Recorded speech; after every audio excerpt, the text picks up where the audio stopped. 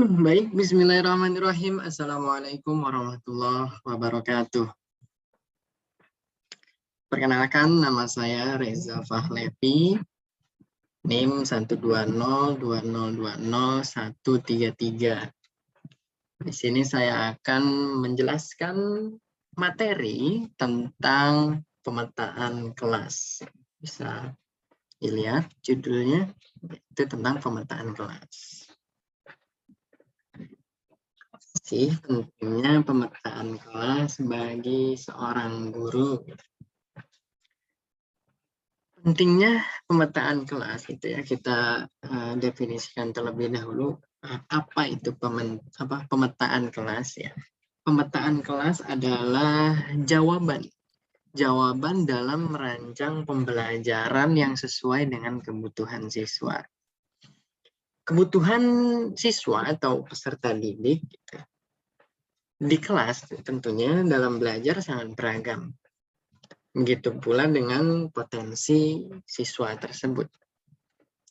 Nah, supaya setiap siswa memiliki pengalaman belajar yang bermakna, guru harus mampu membuat pemetaan kebutuhan dan karakteristik siswa. Gitu. Jadi guru harus mampu membuat pemetaan kebutuhan siswa dan karakteristik dari setiap siswa tersebut yang tentunya berbeda-beda. Gitu. Hal ini sangat berguna bagi guru untuk menentukan rancangan sebuah proses pembelajaran yang paling sesuai bagi siswa di kelas. Nah, jadi sangat penting sekali itu pemetaan kelas ini bagi seorang guru untuk menentukan karakteristik dan potensi-potensi yang dimiliki oleh masing-masing siswa dalam belajar. Nah, selanjutnya ada di sini saya mengutip dari Tomlinson tahun 2000, bahwasannya pemetaan kelas ini yaitu menurut Tomlinson adalah bentuk proses pembelajaran di kelas yang disesuaikan dengan keragaman kebutuhan belajar setiap peserta didik atau siswa. Nah, jangan salah paham ya, hal ini bukan berarti dalam memenuhi kebutuhan siswa, guru harus mengajar menggunakan cara sebanyak jumlah siswa yang diajarkan gitu. Misalnya, jika dalam satu kelas terdapat 30 siswa, bukan berarti guru harus mengajar dengan menggunakan 30 cara yang berbeda. Nah, tidak perlu. Yang harus dilakukan adalah guru harus dapat membuat kategori besar. Gitu. Kategori besar yang meliputi atau yang mewakili masing-masing kebutuhan dan karakteristik siswa. Kemudian dari hasil liputan tersebut atau kategori besar itu dibuatlah rancangan pembelajaran sesuai dengan kategori-kategori tersebut. Jadi menurut si Tomlinson ini mengenai pemetaan kelas, kita harus membuat sebuah rancangan gitu, membuat sebuah rancangan yang mana rancangan tersebut adalah hasil dari proses kategori besar yang sudah kita buat. Jadi bukan berarti dalam satu kelas ada 30 siswa, 40 siswa, kita harus menggunakan cara yang berbeda-beda atau cara misalnya 40 siswa kita menggunakan 40 cara. Bukan seperti itu. Akan tetapi dari 40 siswa itu kita membuat kategori. Kita membuat rancangan yang dimana rancangan itu mewakili semua 40 siswa itu. Seperti itu menurut Tomlinson. Kemudian untuk menunjang hal ini ada 3 strategi. There are 3 strategies to know about what Tomlinson said. Jadi ada 3 strategi untuk menunjang apa yang dikatakan oleh atau yang diungkapkan si Tomlinson. Yang pertama itu ada konten. Nah,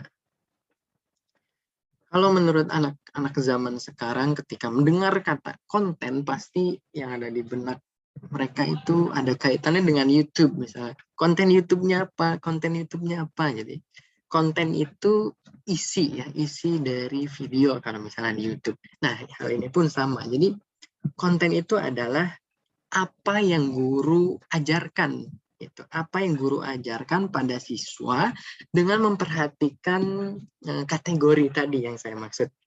Itu ada kaitannya dengan ini. Jadi guru itu harus mengajarkan pada siswa dengan memperhatikan kategori kebutuhan belajar siswa yang meliputi, nah diantaranya ada kesiapan belajar siswa, kemudian minat siswa, dan profil belajar siswa. Nah, konten atau isi materi yang diajarkan harus disesuaikan dengan kebutuhan siswa. Nah, jadi tadi ya, nggak harus kita menggunakan 30 cara.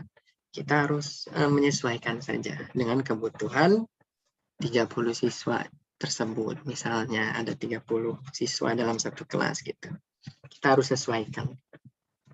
Kemudian strategi yang kedua itu adalah proses atau proses ya di kalau bahasa Indonesia.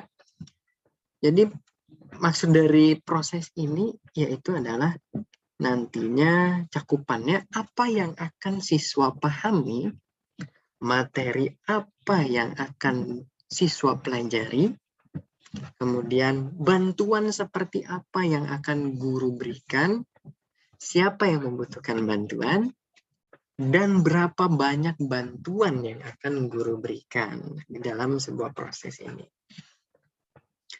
Kemudian strategi yang ketiga itu adalah produk atau produk. Produk, nah, apa sih produk itu? Kalau misalnya definisikan produk itu hasil ya, hasil dari sesuatu, produk atau barang ya bisa dikatakan. Nah, dalam hal ini, dalam kaitan pemetaan kelas, juga ada produknya, ada hasilnya. Atau produk ini merupakan tagihan apa yang harus dikerjakan oleh siswa dan harus ditunjukkan atau dikumpulkan ke guru. Nah, jadi bisa dikatakan adalah produk belajar seperti itu ya.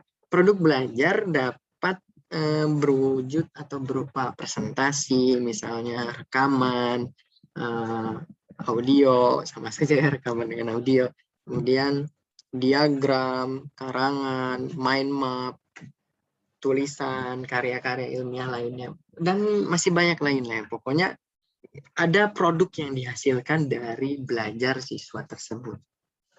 Nah, setelah itu, produk yang dihasilkan oleh siswa setidaknya harus mengandung pemahaman dan tujuan dari apa yang sudah tadi kita rancang ya, di dalam konten dan proses. Jadi mengandung pemahaman dan tujuan pembelajaran yang diharapkan mempertimbangkan dari kebutuhan belajar siswa. Jadi dari tadi konten kita sudah menyiapkan isinya, misalnya begitu ya. Kita menyiapkan isi dari apa yang materi yang akan kita ajarkan kepada siswa, kemudian prosesnya. Prosesnya apa yang akan siswa pahami, kemudian materi apa yang akan nantinya dia pelajari, bantuan seperti apa yang akan kita berikan, dan berapa banyak bantuan yang akan kita berikan. Seperti itu. Barulah muncul produk. Adalah hasil dari belajar yang sudah kita rancang begitu ya. Kemudian, nah ada cara pemetaan kebutuhan siswa untuk belajar. Yang pertama, yaitu melakukan survei dengan menggunakan angket.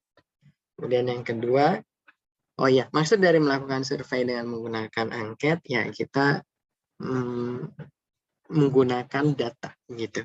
Kita melihat kebutuhan siswa by data. Kita lihat misalnya kebutuhan siswa dalam hal materi, kita lihat datanya, misalnya si A butuh materi sejarah, si B butuh materi bahasa Inggris, si C butuh materi bahasa Indonesia. Kita lihat maaf, kita lihat dengan data gitu misalnya. Kemudian yang kedua, mewawancarai siswa. Kita bisa mewawancarai siswa, misalnya kita bisa mendengar apa yang dikeluhkan oleh siswa tersebut, apa yang dibutuhkan oleh siswa tersebut, itu langsung dari orangnya gitu. Kemudian yang ketiga, berkomunikasi dengan orang tua si siswa tentunya. Nah, jika tidak bisa mewawancarai si siswa, mungkin kita bisa mendengarkan keluhan dari orang tuanya gitu. Karena orang tuanya pasti tahu banyak, tahu lebih tentang anaknya gitu. Ini bisa digunakan untuk mengetahui kebutuhan siswa untuk belajar. Kemudian selain dari orang tua, ada juga berkoordinasi dengan guru bimbingan konseling jika ada. Juga berkomunikasi dengan guru mata pelajaran yang tentunya pasti guru mata pelajaran ini tahu gitu si siswa ini kurang dalam mata pelajaran Inggris misalnya. Kemudian solusinya apa? Kemudian si siswa ini kurang dalam matematika. Solusinya apa? Kita bisa mengetahui hal tersebut. Dan yang terakhir, menganalisa hasil capaian nilai siswa pada waktu sebelumnya. Maksudnya, kita harus membuat program berjenjang. Ada kaitannya dengan strategi proses tadi, kita melihat nih, apakah ada perkembangan dari siswa tersebut yang telah kita ajarkan hari per harinya. Kita lihat apakah dia berkembang dan semakin membaik, atau dia malah semakin menurun, seperti itu. Baik, syukron khairan, mungkin itu saja yang dapat saya sampaikan ya. Lebih kurangnya mohon maaf karena saya juga masih belajar. Thank you. Assalamualaikum warahmatullahi wabarakatuh.